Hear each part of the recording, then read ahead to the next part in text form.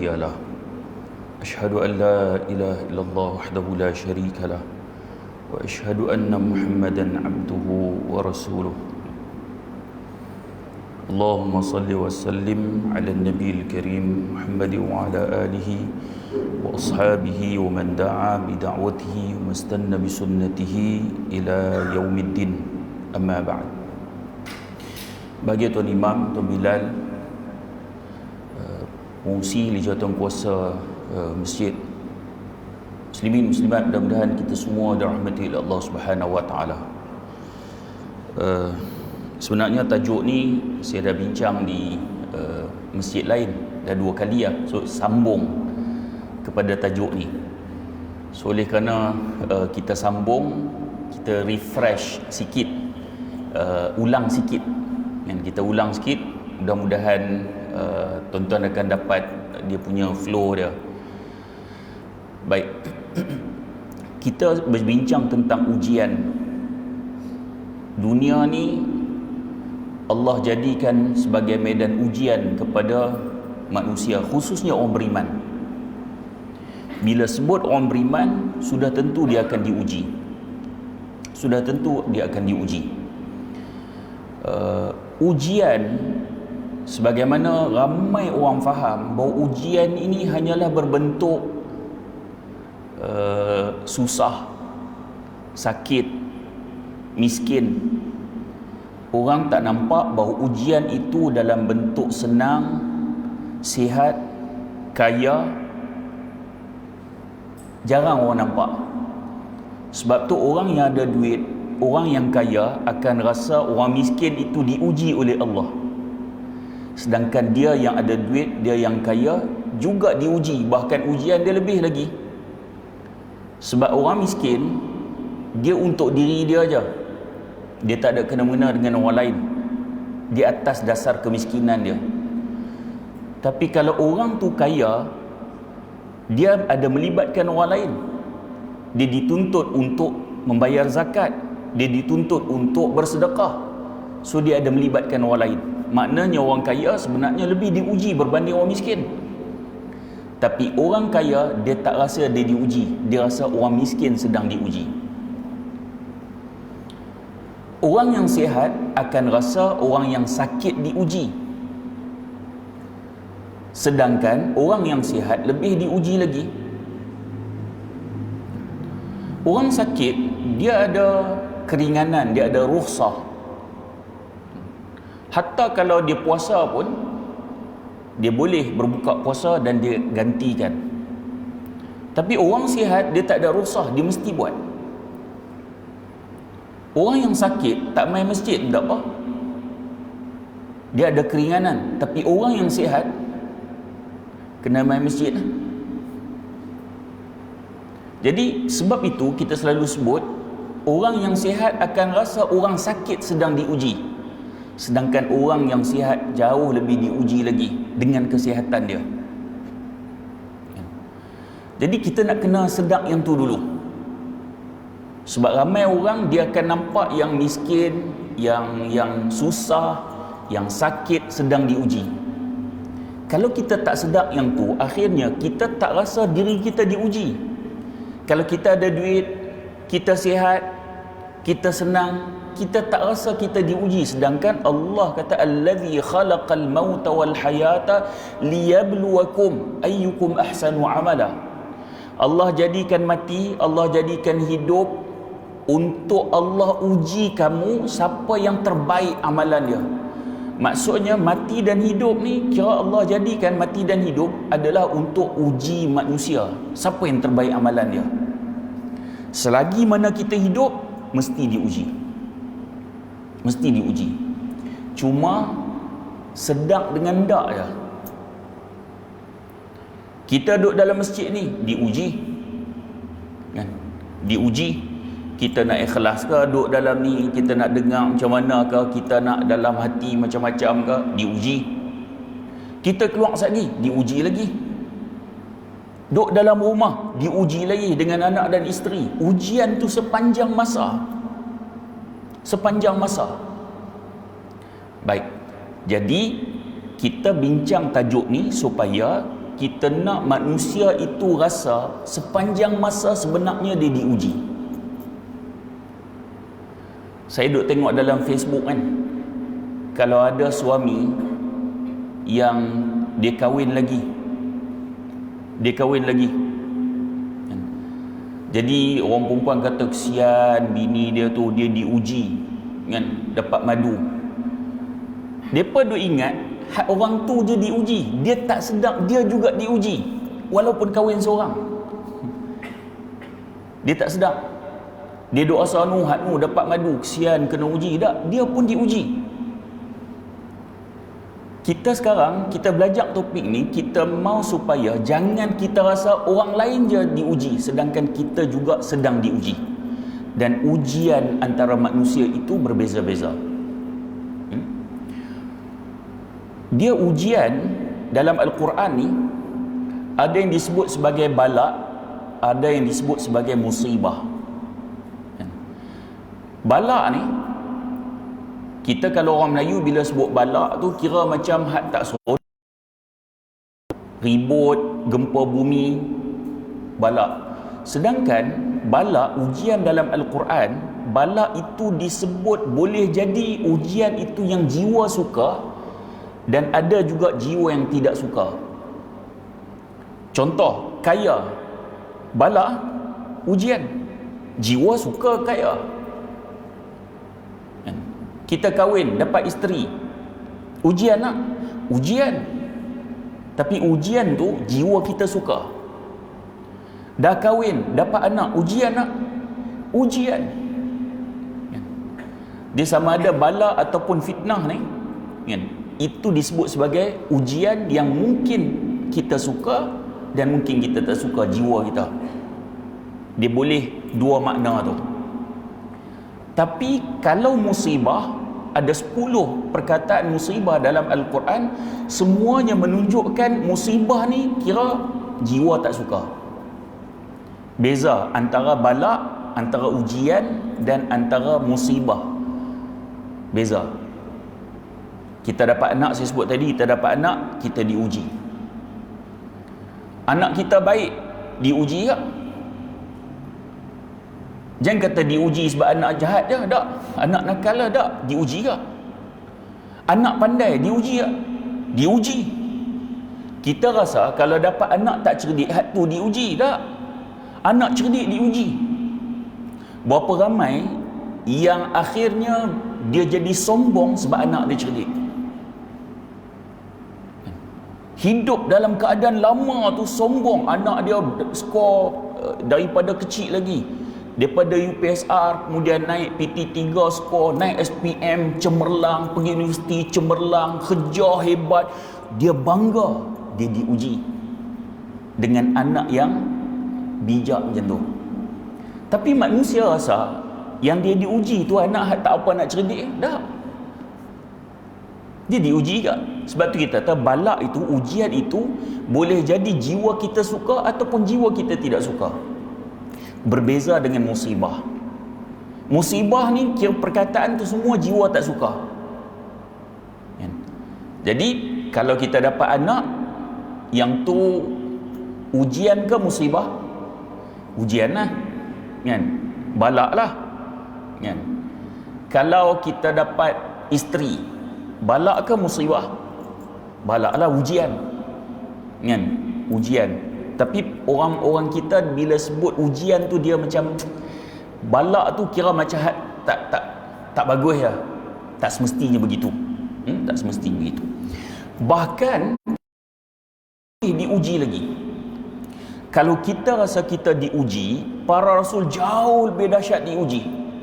Kita dah bincang dalam kuliah yang lepas tentang rasul-rasul yang diuji, Nabi Ibrahim alaihissalam, Nabi Nuh alaihissalam. Bahkan kalau kita tengok Nabi Musa alaihissalam, Nabi Musa ni kira kisah di dalam Al-Quran paling banyak, Nabi paling banyak disebut dalam Al-Quran. Bahkan sebahagian ulama menghitung nama Nabi Musa ni disebut 136 kali. Banyak. Diuji dengan sangat dahsyat. berhadapan dengan orang yang paling zalim, Firaun. Dia diuji sungguh. Sebab tu Allah sebut dalam Al-Quran, wa fatannaka futuna, dan kami telah memberikan cubaan-cubaan kepadamu dengan pelbagai cubaan daripada Nabi Musa AS. Besar ujian dia. Tapi Nabi Musa AS, kalau kita tengok doa dia, Nabi Musa doa apa? Rabbi inni lima anzalta ilayya min khairin faqir. Wahai Tuhanku, sesungguhnya aku sangat memerlukan setiap kebaikan yang engkau turunkan kepadaku. Allah uji tu, dia tak, sesungguhnya aku perlu setiap kebaikan yang engkau turunkan padaku. Dia rasa itu mengandungi kebaikan terhadap dia.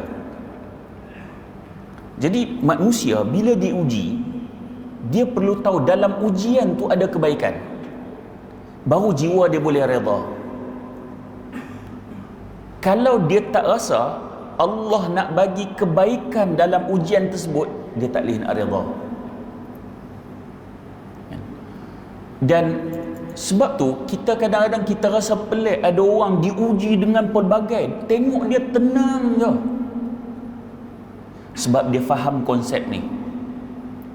Allah uji dia, setiap ujian yang Allah uji dia tu ada kebaikan yang Allah nak bagi selepas tu. Ya. Kalau kita faham yang tu, jiwa dia boleh redha. Tapi kalau kita tak nampak dalam setiap ujian tu ada kebaikan, jiwa akan memberontak. Dia duk nampak hak buruk tu je, dia tak nampak kebaikan yang Allah akan berikan pada dia, dengan kebaikan yang macam-macam. Baik, kalau kita tengok Nabi Ayub AS lagi diuji. Nabi Ayub ni kira antara orang yang sangat kaya pada zaman tu. Kaya, anak ramai, isteri sangat cantik, sangat cantik. Kalau tengok dalam Bidayah wa Nihayah, begitu juga kalau tengok dalam tafsir Al-Barawi ada sebut benda-benda ni, ataupun tentang kisah Nabi Ayub AS. Allah berikan anak laki dan perempuan kepada Nabi Ayub AS. Kemudian Nabi Ayub diuji dengan penyakit kulit yang sangat teruk, diuji sehingga kan orang sekeliling dia lari daripada Nabi Ayub AS. Kemudian diuji dengan anak-anak dia yang mati, yang akhirnya yang teman dia tu isteri dia aja. Sampai isteri dia rasa letih nak urus dia ni, letih nak urus dia. Bahkan Nabi Ayub AS pernah kecil hati dengan isteri dia dan bersumpah kalau dia baik nanti dia akan otan dengan 100 otan. So riwayat ada pelbagai tentang berapa lama Nabi Ayub dia sakit ni, ada pelbagai.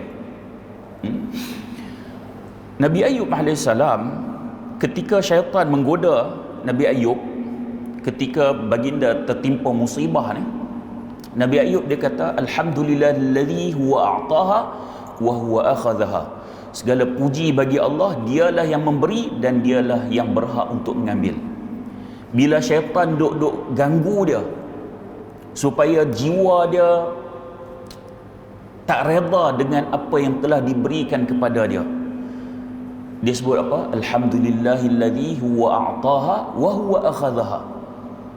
Segala puji bagi Allah yang bagi penyakit tu, dia yang bagi, Allah yang bagi, dan Allah yang berhak untuk ambil balik penyakit tu. Bahkan Allah yang bagi segala kebaikan hak dulu ni, Allah bagi kekayaan, Allah bagi anak yang ramai, ya Allah bagi tu, Allah berhak untuk ambil balik. Allah berhak untuk ambil balik. Itu semua Allah yang berhak.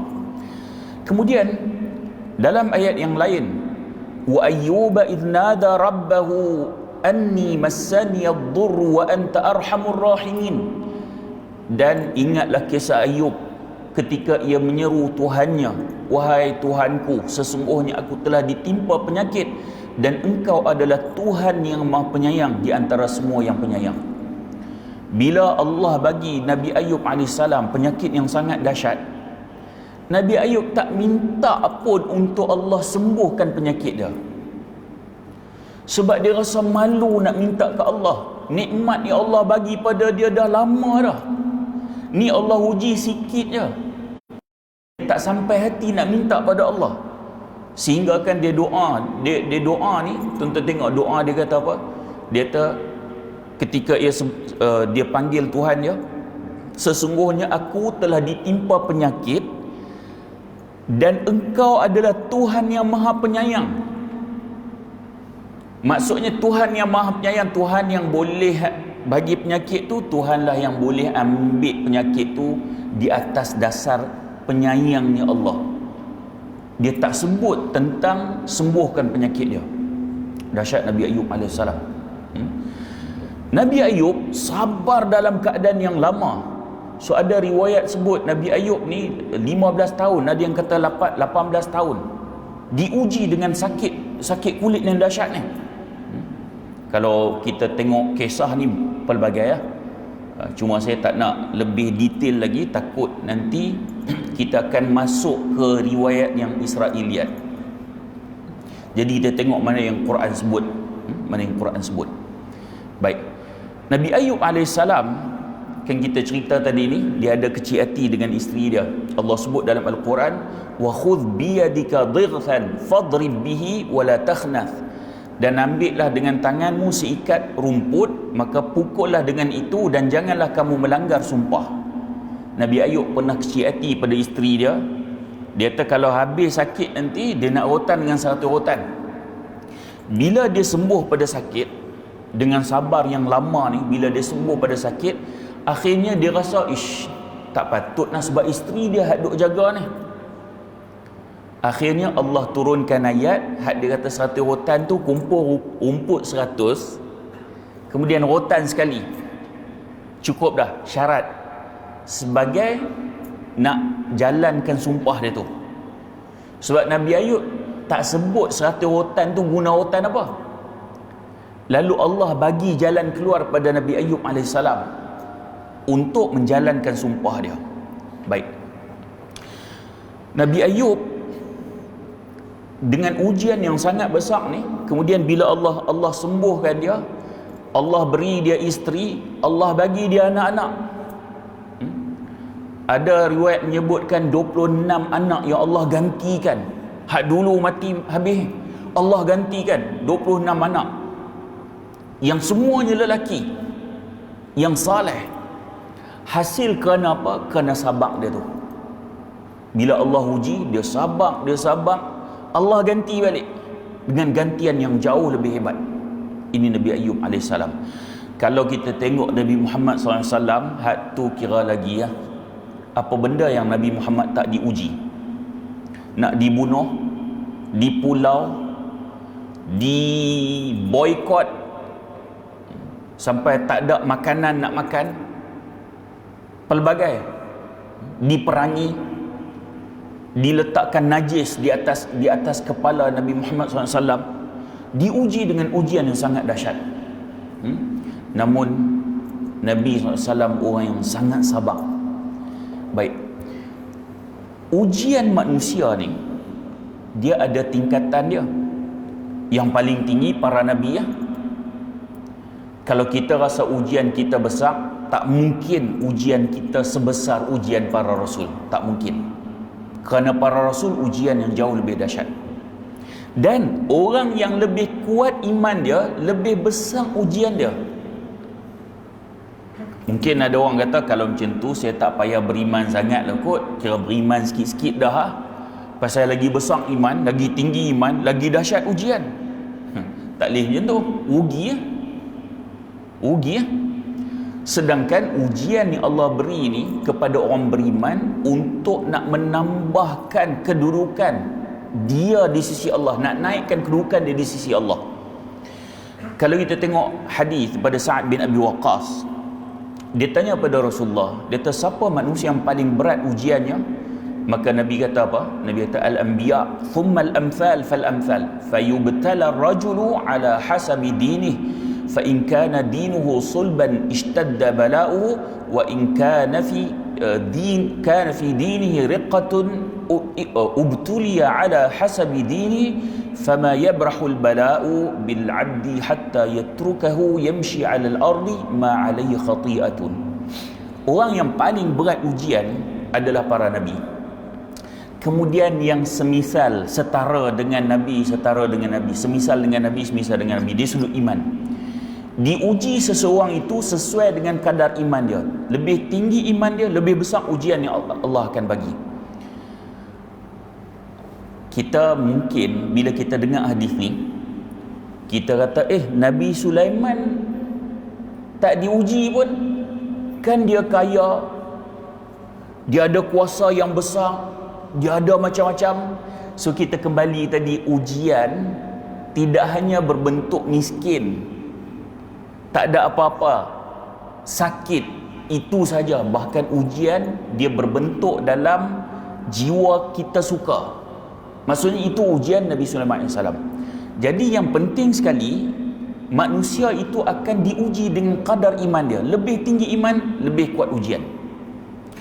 Kemudian kata Nabi lagi, kalau kuat iman ujiannya, kalau lemah agamanya, imannya, maka diuji sesuai dengan kadar agamanya. Maka sentiasalah seorang hamba diuji oleh Allah sehingga dia dibiarkan berjalan di atas permukaan bumi tanpa memiliki dosa. Hadis riwayat Tirmizi, Albani sahihkan hadis ni. Jadi antara tujuan Allah uji ni untuk nak mengikis dosa-dosa manusia. Jadi bila Allah uji tu, kalau manusia boleh sabar, antara tujuan dia Allah nak hapuskan dosa. Yang ni kalau ramai boleh sedar, dia akan datang satu perasaan, iaitu redha dengan ujian. Allah bagi sakit, dia tahu sakit ni kalau dia sabar, hak tu nak penghapusan dosa. Masa sihat dulu berapa lama, berapa banyak dosa hak dia buat ni. Maknanya Allah sayang kat dia. Allah bagi dia sakit, Allah uji, tujuan dia nak hapus dosa sedikit demi sedikit. Syarat sabar. Sehingga Nabi sebut, sehingga ia dibiarkan berjalan di atas muka bumi ini tanpa ada dosa. Sebab apa? Dosa dia telah dihapuskan dengan ujian-ujian yang Allah bagi pada dia. Dalam hadis Abu Sa'id Al-Khudri, beliau tanya pada Rasulullah SAW, siapakah manusia yang paling berat ujiannya? Maka Nabi bersabda, asyaddun nas bala al-anbiya. Qultu ya Rasulullah, thumma man? Qal thumma as-salihun. In kana ahaduhum la yubtala bil faqri hatta ma yajidu ahaduhum illa al-aba'ata yuhawwiha wa in kana ahaduhum la yafrahu bil bala'i kama yafrahu ahaduhum bir rakha. Orang yang paling berat ujiannya adalah para nabi. Lalu dia kata, siapa lagi? Dia tanya Rasulullah. Lalu baginda bersabda, kemudian orang saleh. Sesungguhnya seorang daripada mereka, yakni orang saleh, diuji dengan kefakiran, yakni miskin, sehingga seorang daripada mereka tidak mempunyai hanya satu pakaian sahaja yang dapat menutupi auratnya. Dan sesungguhnya seorang dari mereka sungguh bergembira dengan balak, yakni ujian yang menimpanya, sebagaimana seorang dari kalian bergembira di waktu lapang, yakni waktu kaya. Hadis Ibn Majah dan Az-Zahabi mensahihkan hadis ni. Jadi Nabi sebut seseorang itu orang yang bila dia saleh, dia lebih diuji lagi. Hatta Nabi sebut dia diuji dengan kefakiran, dia ada satu je pakaian untuk menutup auratnya, miskin sungguh. Tetapi orang yang saleh macam ni, dia bergembira dengan ujian tu, sebab dia tahu di sebalik ujian tu ada apa. Orang saleh, Nabi sebut dia gembira, dia suka dengan ujian tu, kerana dia tahu Allah bagi ujian tu sebab Allah sayang kat dia. Allah nak bagi kebaikan dalam ujian tu. Baik, kita bila dengar hadis macam ni, apa yang kita nak ambil adalah sikap untuk kita faham ada kebaikan dalam ujian tu. Maknanya bila Allah uji kita, sikap tu kena ada. Allah uji aku ni, Allah nak bagi kebaikan yang banyak untuk aku. Paling tidak Kalau kita tak nampak kebaikan yang lain pun, paling tidak pun Allah nak hapuskan dosa. Hak tu confirm. Allah nak hapuskan dosa-dosa kita. Biar kira dosa kita ni Allah hapus kat dunia lagi, sebelum bawa pergi akhirat tu, hak nu lagi dahsyat. Hak nu lagi dahsyat. Ada orang dia rasa macam dia seronok bila dosa-dosa dia tak diuji oleh Allah di dunia ni. Dia rasa dia selamat, dia terlepas. Tapi dia lupa hak dosa-dosa ni akan ditimbang di akhirat kelak. Maknanya kita orang beriman ni, hak dosa-dosa kita buat ni, kalau boleh tak apalah Allah uji pun. Sebab dengan ujian ni Allah akan kikis dosa kita sikit demi sikit sampailah dosa kita ni habis. Itu sikap orang saleh. Dia kata orang yang saleh dia suka dengan ujian, maksudnya hati dia boleh lapang dada dengan ujian yang menimpa dia. Ujian kemiskinan umpamanya sama macam dia suka ujian kekayaan. Sebab tak ramai orang yang boleh capai ke tahap ni. Dia seronok Allah uji dia dengan kaya, tapi dia tak seronok Allah uji dia dengan miskin. Dia seronok Allah uji dia dengan sihat, tapi dia berduka cita, dia gundah gulana, dia keluh kesah apabila Allah uji dia dengan sakit. Sedangkan kaya, miskin, sihat, sakit, semuanya adalah ujian. Jadi Nabi sebut orang saleh dia seronok ujian dia yang kaya sama macam dia seronok ujian dia ketika dia miskin. Sama. Baik. Orang beriman, ujian dia memang besar, tapi pertolongan dia juga besar.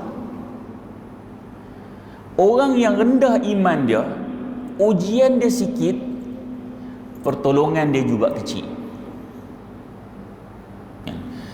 Sebab tu kalau kita tengok orang saleh ni, ujian macam-macam kat dia, tapi tengok tenang je hidup. Dia boleh relax, sedangkan dia diuji dengan ujian yang dahsyat.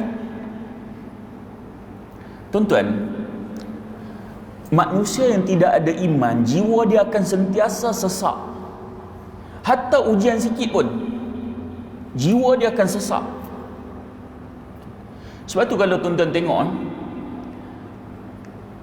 contoh manusia yang bila jiwa sesak ni, kadang-kadang putus cinta sikit, bunuh diri. Iman tak ada. Kena buang kerja, bunuh diri.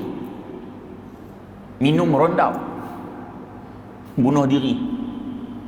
Kenapa? Iman tak ada. Tapi kalau dia ada iman, dia tahu ujian tu ada kebaikan. Allah nak hapuskan dosa dia. Berbanding dengan orang yang tidak ada iman. Kalau tuan-tuan tengok contoh kita bila kita sebut bunuh diri tadi kan, negara-negara yang paling banyak bunuh diri bukan umat Islam Syria ataupun Palestin.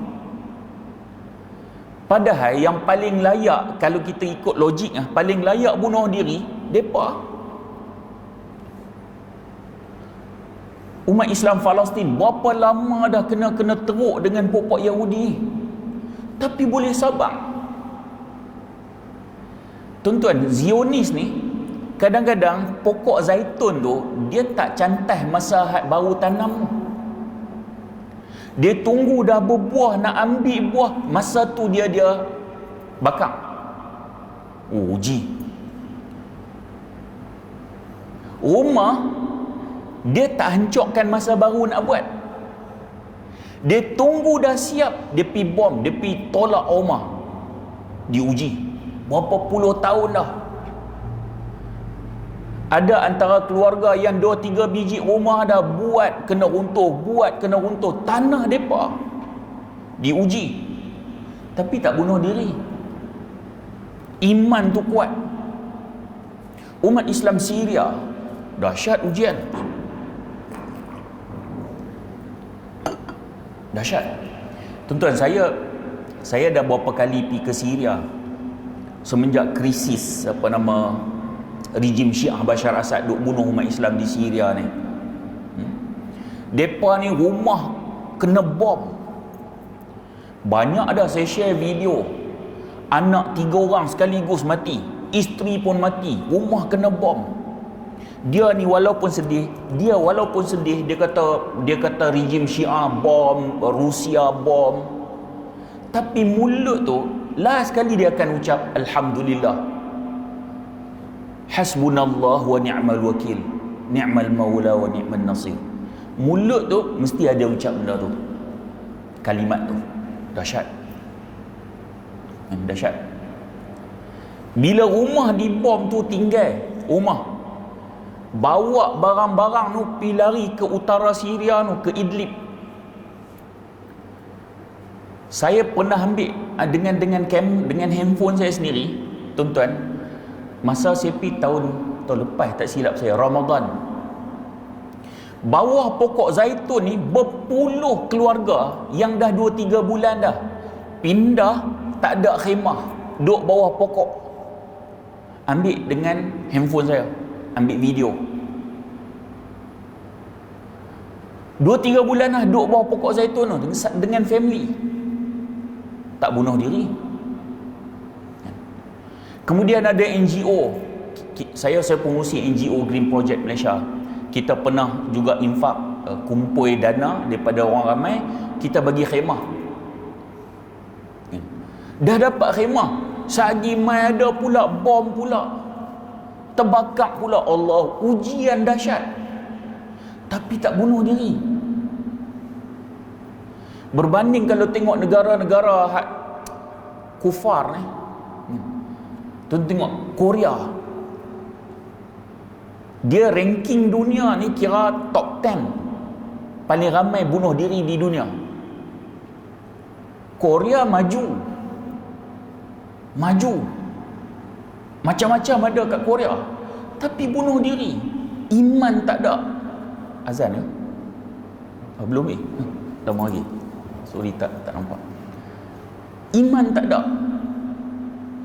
Tu tengok Korea, mata sepet sikit buat plastik surgery, bagi buka mata. Hidung tak mancung sikit, pi plastik surgery. Ni risau, jiwa rasa keluh kesah. Pasal apa hidung aku macam ni, pi buat ni pembedahan plastik. Bibir nipis sikit, jiwa kacau, pi buat plastik surgery, pi buat pembedahan plastik. Jiwa tu rasa tak tenang,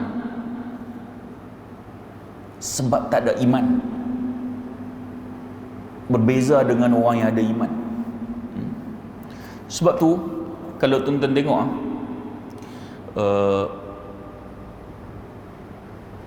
extreme sport, tengok Mak Saleh duk main extreme sport ni, hak main skateboard tu naik pusing pun semua, jatuh patah pinggang, kemudian operate masuk hospital, terlantar 2-3 tahun, sihat, main balik. Kita kata Mak Saleh ni gila. Tuan-tuan, kalau tuan-tuan tengok extreme sport ni, sport yang sukan yang ekstrim ni, kita rasa depa ni gila, buat benda tak masuk akal. Pasal apa boleh buat macam ni? Iman tak ada. Bila iman tak ada, dia mencari jalan untuk ketenangan. Bagi dia buat macam tu, dia rasa tenang. Dia rasa tenang. Tapi kita yang ada iman ni, kita rasa lah pasal apalah dia boleh buat macam tu. Kita rasa macam tu sebab jiwa kita ada ketenangan. Tuan-tuan cuba tengok orang yang masuk Islam, dia revert pada Islam, terutamanya Mak Saleh ni, hampir semua kata benda yang sama. Ada satu poin hampir semua mereka kata sama. Mereka kata bila masuk Islam, dia ada rasa jiwa yang tenang. Hak ni tuan-tuan bacalah tulisan siapa pun hak revert pada Islam ni, dia akan cakap macam tu. Dulu jiwa dia tak tenang, tapi bila dia masuk Islam, dia rasa terisi. Dulu jiwa kosong. Jiwa kosong tu, kosong dengan apa? Kosong dengan iman. Sebab tu dia boleh buat macam-macam. Tuan tengok replace believe it or not, kan? Replace believe it or not, macam-macam. Ni muka tukar bagi jadi macam cicak, operate nak bagi nampak macam cicak. Sedangkan Allah kata apa? Laqad khalaqnal insana fi ahsani taqwim. Telah kami jadikan manusia ni sebaik-baik kejadian. Maksudnya antara kita dengan cicak, kita lebih baik kejadian kita. Tak, dia nak jadi cicak. Ni operate belah lidah ni bagi nak bagi bercabang. Ada yang buat macam muka rimau. Ni gigi ni boh bagi taring nak nampak muka rimau. Mulut ni, bibir ni operate bagi nampak bibir tu bibir rimau. Kita kata gila puak ni. Kita kata. Sebab apa kita kata pasal apa dia buat macam ni? Sebab dalam jiwa kita ada isi. Iman tu ada, sebab tu kita tak buat. Bagi orang yang iman tak ada, jiwa dia kosong. Untuk nak mengisi kekosongan tu, dia buat benda hak macam-macam. Yang bagi dia buat macam tu, okey lah, terisi jiwa dia. Sebab itu manusia lebih besar iman dia, lebih tinggi iman dia, lebih kuat ujian. Tapi percayalah, kuat ujian lebih besar pertolongan yang Allah akan bagi. Contoh Nabi Ayub tadi ni, ujian dahsyat, tapi lepas tu Allah ganti lagi dahsyat lagi daripada sebelum. Baik, kenapa orang beriman ni Allah uji dahsyat? Lagi tinggi iman, lagi dahsyat Allah uji. Kenapa? Sebab Allah nak jauhkan dia daripada penyakit hubud dunya wa karahiyatul maut. Allah uji dia supaya jiwa dia jangan ada penyakit cinta dunia dan takut mati. Kerana penyakit ni penyakit yang paling dahsyat sekali. Cinta dunia ni kira ra'sun min kulli khatiyah.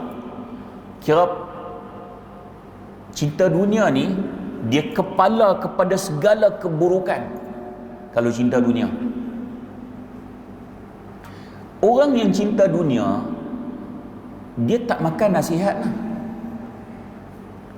Contoh kalau orang jatuh cinta kan, laki cinta pada perempuan, perempuan cinta pada laki, kita nasihat pun kadang dia tak makan lah. Kita tak payahlah, nampak hitam dia tak apa, hitam pun tak apa, hitam manis. Tak iyalah hitam manis, tapi nampak macam pendek kan. Pendek pun tak apa, dia cerdik. Wah, dia kait tu. Sebab bila dia dah cinta tu, hak buruk tu tak nampak dah. Dia nampak hak baik je. So bila cinta dunia, tak nampak keburukan dunia, nampak baik je, nampak indah dunia ni. Sedangkan Nabi pernah lalu di Madinah tu, ada bangkai kulit kambing. Nabi kata dunia tak lebih pada ni.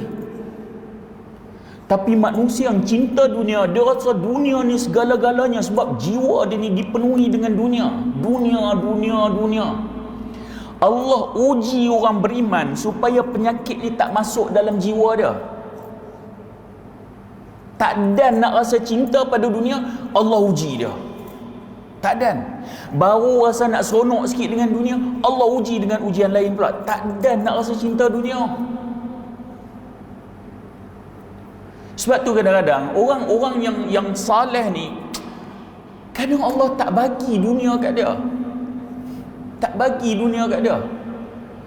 Dia rasa kawan aku haram tak mai kuliah pun, masjid pun tak mari, semayang pun kadang 2-3 waktu, tapi duit Allah berjuta dalam akaun. Dia duk rasa macam tu. Kadang-kadang Allah tak bagi tu sebab Allah tak mau dia ada penyakit hubud dunia tu. Tuan-tuan, kita belum tahu lagi, kita jangan duk rasa macam kita hebat. Belum tentu kalau dalam akaun kita ada dalam 2 juta, belum tentu kita mai duk dengar kuliah ni. Belum tentu. Belum. Silap-silap kat hotel mana kah duk bincang projek. Jadi orang yang iman lebih tinggi, Allah uji lebih kuat.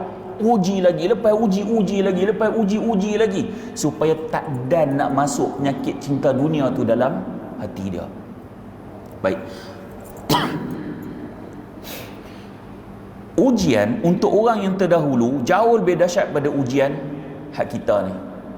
Kalau kita rasa ujian kita ni teruk, dah orang dulu lebih teruk lagi. Bahkan para nabi dibunuh. Nabi Zakaria digergaji kepala dia. Nabi tu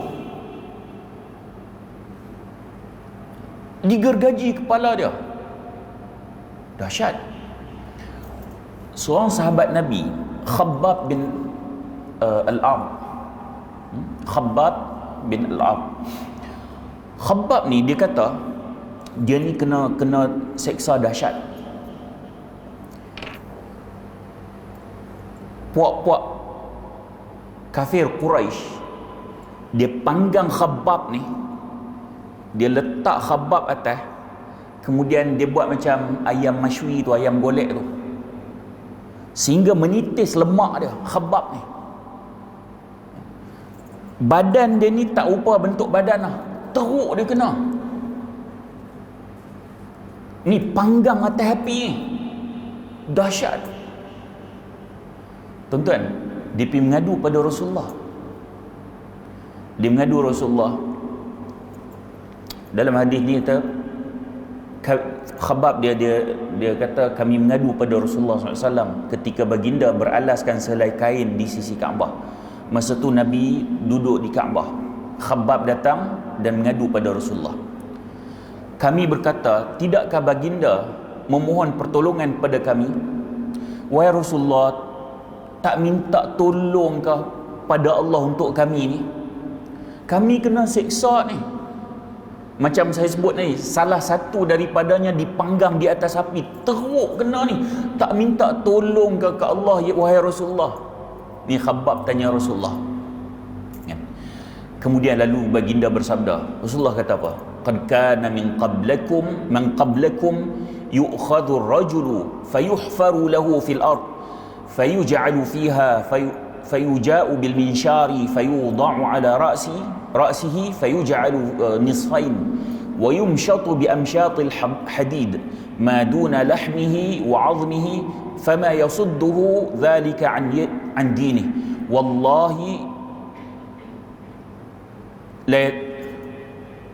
wallahi la yatimmanna hadha al-amru hatta yasira ar-rakibu min San'a ila Hadramaut la yakhafu illa Allah wadh-dhi'ba ala ghanamihi walakinnakum tasta'jilun. Nabi kata apa pada Khabbab? Hak teruk kena ni, hak mengadu pada Nabi minta pertolongan Allah ni. Nabi jawab apa? Sesungguhnya sebelum daripada kamu, riwayat sebut Nabi marah tau. Nabi marah. Sesungguhnya sebelum pada kamu diambil seorang lelaki, lalu digali baginya lubang, kemudian dihumbankan ke dalamnya, maksudnya dikambus hidup-hidup. Kemudian terdapat juga yang didatangkan padanya dengan gergaji, lalu gergaji tersebut diletakkan di kepalanya, kemudian digergajikan kepala tersebut sehingga terbelah kepada dua. Ada juga yang dicakar dengan cakaran besi sehingga memisahkan daging dan tulangnya. Ini semua tidak membuat mereka berpaling daripada agama Islam. Demi Allah akan sempurna perkara ini, yakni Islam, sehingga seorang pengembara itu mampu berjalan dari San'a, daripada Yaman. San'a ni satu tempat di Yaman, sehingga ke Hadramaut Yaman juga, dan dia tidak takut melainkan Allah Subhanahu wa taala dan tidak risau serigala akan menerkam kambingnya, akan tetapi kamu tergesa-gesa, yakni nak cepat dapat kemenangan. Hadis Bukhari. Nabi sebut orang dulu lagi dahsyat, kambus hidup-hidup. Ada yang digergaji kepala, tuan-tuan, bukan ambil pedang cantas, tak, gergaji. Macam cerita Ashabul Ukhdud, yang remaja yang diajar sihir kepada dia, kemudian dia belajar juga tentang keimanan. Lalu bila raja dapat tahu guru dia, kemudian sahabat raja yang beriman, kemudian budak tu, dua orang daripadanya, guru dengan sahabat raja tu, digergaji kepala. Mereka tidak berpaling daripada Islam. Dahsyat. Tak berpaling pada Islam, kata Nabi. Tapi kamu ni tergesa-gesa. Kalau kita tergesa-gesa apa, wahai Rasulullah, ni dibakar ni, tergesa-gesa apa? Tak, Nabi kata kamu tergesa-gesa. Maksudnya hatta di letak atas api tu sampai menitik dia punya lemak tu, hak tu Nabi kata pun tergesa-gesa. Kira kalau kita lagi tergesa-gesa nak menang. Tuan-tuan, sebab tu kadang-kadang kita, apalah umat Islam kena bunuh kat Afghanistan, kat Syria kena, kat Palestin kena, kat ni kena. Kita duka cita. Tapi dalam proses kena tu ada hikmah yang Allah nak bagi. Allah nak bagi kekuatan mungkin kepada mereka dengan pelbagai cara, sehingga ditapis, sehingga orang yang betul-betul okey untuk nak lawan, untuk bangkit. Masa tu baru kita nampak, oh rupanya Allah nak bagi yang ni. Azan kita bagi laluan azan.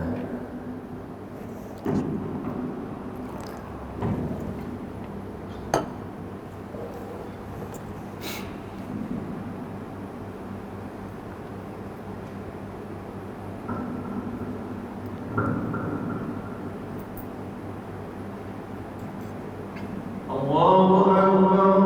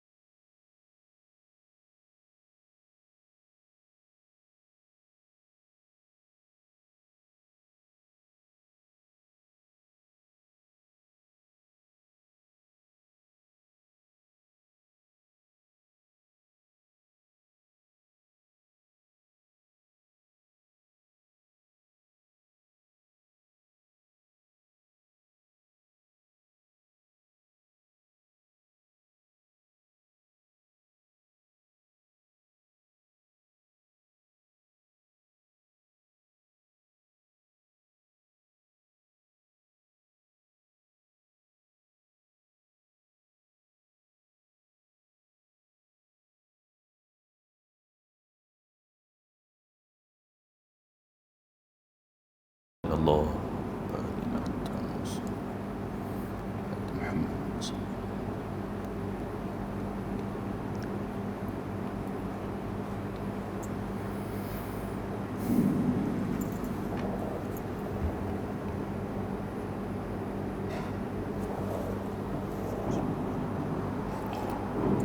Baik, kita sambung sikit lagi. Imam Ibn Al-Qayyim Al-Jauziyah, dia kata seandainya manusia tahu bahawa nikmat Allah yang ada dalam musibah itu tidak lain seperti halnya nikmat yang ada dalam kesenangan, nescaya hati dan lisannya akan sibuk untuk selalu mensyukurinya. Imam Ibn Al-Qayyim kata, kalau manusia tahulah nikmat Allah yang ada pada musibah, nescaya dia akan syukur musibah tu kena kat dia sebagaimana dia dapat nikmat yang dalam bentuk yang dia suka tu. Faham tak? Saya ulang balik. Kata Ibn Qayyim Al-Jauziyah, dia kata kalaulah manusia tahu bahawa nikmat yang Allah tahu bahawa nikmat yang Allah bagi dalam musibah tu, Allah bagi musibah tapi ada nikmat, cuma nikmat yang Allah nak bagi tu kita tak nampak, kita tak tahu. Jadi dia kata kalaulah manusia tahu di sebalik musibah ada nikmat yang Allah nak bagi tu, nescaya dia akan suka pada musibah tu sebagaimana dia suka pada ujian hak keseronokan, hak kaya, hak sihat, dia akan suka sama aja. Tapi oleh kerana manusia dia tak nampak nikmat yang ada di sebalik musibah yang Allah nak bagi, hak tu tak nampak. Baik. Kadang-kadang bila Allah uji kita dengan sesuatu yang jiwa tak suka, kita tak tahu benda tu sebenarnya mungkin ada kebaikan. Mungkin ada kebaikan. Contoh penyakit Allah nak bagi kat kita tu, kita rasa tak suka, boleh jadi ada kebaikan dalam penyakit tu. Sebab tu Allah kata apa? Wa asa an takrahu syai'an wa huwa khairul lakum. Wa asa an takrahu syai'an wa huwa syarrul lakum. Wallahu ya'lam wa antum la ta'lamun. Allah kata boleh jadi kamu tak suka pada sesuatu tapi ada kebaikan pada kamu sebenarnya. Boleh jadi kamu suka pada sesuatu tapi hak kamu suka tu sebenarnya tak baik untuk kamu. Wallahu ya'lamu wa antum la ta'lamun. Allah yang tahu apa yang kamu tak tahu. Kita suka satu benda, kita suka apa? Kita suka kaya, kita suka masa lapang. Hak kita suka tu belum tentu baik untuk kita. Apa yang kita tak suka? Kita tak suka sakit, kita tak suka miskin, kita tak suka anak kita tak cerdik, kita tak suka. Boleh jadi yang tak suka tu ada kebaikan untuk kamu. Bila sebut anak lah, saya ambil contoh. Kadang-kadang ibu dan ayah ni dia suka hak anak cerdik. Hak anak tak apa cerdik ni dia macam ada beza.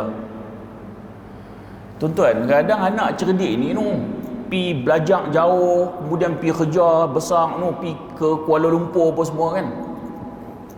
Hak duk jaga kita, hak anak mana? Hak kurang cerdik. Dia sakit anak tu jaga, dia tak larat anak tu jaga. Hatta sampai dia mati pun anak yang paling awal yang menguruskan dia anak tu. Hak dia dulu tu anak dia rasa tak suka pasal apalah, benak hati sangat hang ni nak belajar sampai tak macam abang dengan kak hang. Dia duk rasa macam Allah uji sungguh aku dengan anak ni. Tapi hak dia tak suka tu, masa dia tua, rupa-rupanya baru rupa-rupanya Allah nak simpan seorang ni untuk jaga dia.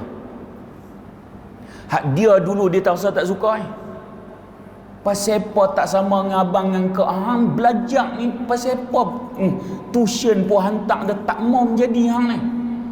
Kita duk rasa tu dalam hati tu duk rasa pasal apa.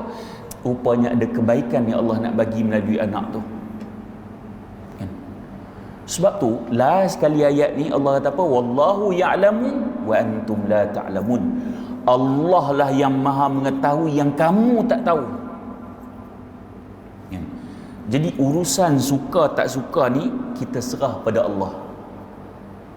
Sebab tu kalau kita salat istikharah pun, orang kita ni kalau sebut istikharah ni dia sinonim dengan nak cari jodoh. Istikharah tak semestinya cari jodoh. Apa saja kita nak buat keputusan, kita minta pada Allah supaya Allah memberi panduan pada kita mana satu kita nak. Istikharah. Kerja, dapat tawaran di Kuala Lumpur, buat istikharah, nak pergi ke tak? Nak beli kereta, nak beli Myvi ke nak beli BMW? Istikharah. Istikharah. Jadi istikharah ni kita nak minta panduan daripada Allah. Cuma orang kita bila sebut istikharah aja kira ada kaitan dengan jodoh baru istikharah. Tak percaya tuan-tuan balik mana isteri tak main malam ni, kata malam ni abang nak buat istikharah, dia tengok pelik ai. Lain macam orang tua ni nak istikharah apa? Sebab dia rasa istikharah tu sinonim dengan hak nak nikah. Dalam kehidupan kita, bila kali terakhir kita buat istikharah? Mungkin masa nak kahwin dulu. Lepas tu tak ada dah. Tak ada dah. Minta kerja ke, nak keputusan nak buat apa, kita tak bertanya pada Allah, tak minta panduan pada Allah. Kalau tuan-tuan tengok dalam istikharah, istikharah ni kita minta, ya Allah, jika ia baik untuk diriku, duniaku, untuk agamaku, untuk akhiratku, maka permudahkanlah. Urusan itu kita telah serah pada Allah sebab kita tahu Allah kata apa? Wallahu ya'lamu wa antum la ta'lamun. Allah Maha tahu apa yang kamu tak tahu. Ikut kita suka memang kita nak, tapi hak kita suka tu belum tentu baik untuk kita. Ikut hak kita tak suka memang kita tak mau, tapi hak tak suka tu belum tentu buruk untuk kita. Pada siapa kita nak serah urusan ni? Allah. Kerana Allah lah yang maha tahu ia baik ataupun buruk untuk kita. Baik, sikit lagi.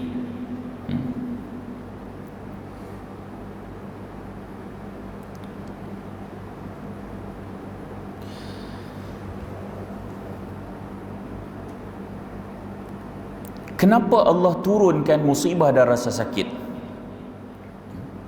Kalau tengok dalam ayat Al-Quran, Allah kata apa? Wa ma asabakum min musibatin fabima kasabat aydikum wa ya'fu an kathir.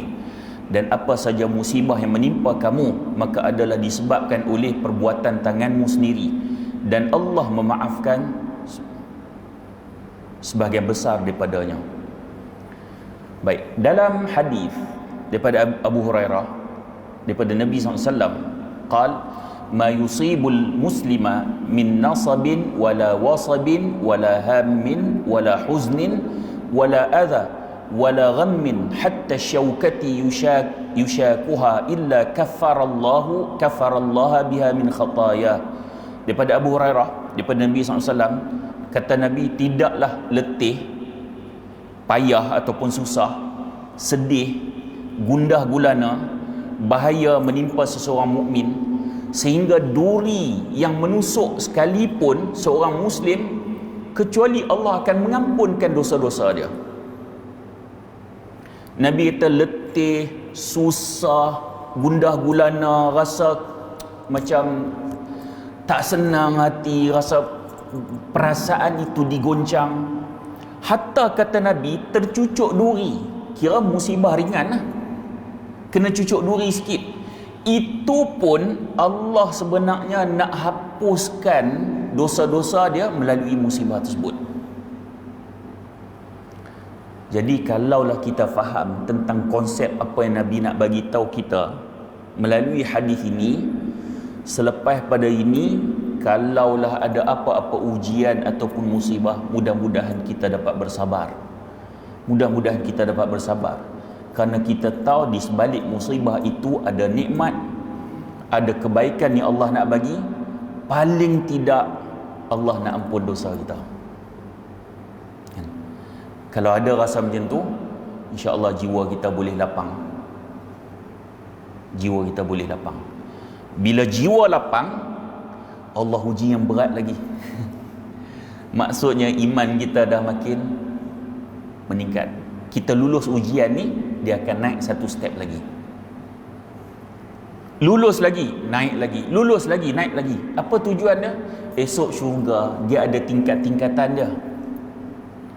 Orang yang lulus lebih hebat di dunia ni, dia akan menduduki syurga yang paling tinggi. Sebab tu kadang-kadang orang kita ni dah, aku janji syurga, apa pun tak apa, paling bawah pun tak apa, tak. Dalam hadis sebut ada manusia esok di akhirat dia akan menyesal. Pasal apa tak buat lebih tu, syurga hak tinggi, duk rasa teliak tengok syurga yang paling tinggi tu. Kita dunia memang kita kata macam tu. Aku janji syurga apa pun tak apa. Syurga memang semua hebat, tapi disebut dalam hadis manusia ni dia menyesal sebab syurga hak tinggi tu jauh lebih hebat. Macam mana nak dapat? Melalui proses hak ujian yang Allah bagi ni. Kalau kita lulus, insya-Allah syurga juga akan lebih tinggi tempatnya yang kita akan dapat. Wallahu taala alam. Mudah-mudahan pertemuan kita ada manfaat. Kalau terkasar bahasa mohon maaf, dan saya sudahi dengan aqulu qauli hadza wa astaghfirullahal azim li wa lakum. Wassalamualaikum warahmatullahi wabarakatuh.